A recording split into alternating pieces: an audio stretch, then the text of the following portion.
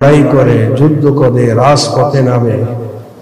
এভাবে যদি তাকে পুলিশ প্রশাসন, সেনাবাহিনী, বিজিবি, ছাত্রলীগ, যুবলীগ, আরো যত ভাইয়েরা আছে উপরের হুকুম পেয়ে, নির্দেশ পেয়ে যদি তাদেরকে হত্যা করে, শুনে নেন আপনি উপরের নির্দেশে মেরে ফেলেছেন, তারা শহীদ হয়ে জান্নাতে হাসতে থাকবে।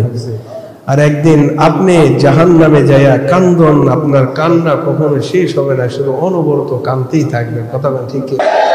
জাংলা দিয়ে উকি দেওয়া বাচ্চাগুলা, মায়ের বুকের বাচ্চাগুলা, বাবার বুকের উপর বাচ্চাগুলা নির্মম ভাবে ছোট কালে শহীদ হয়ে গিয়েছে।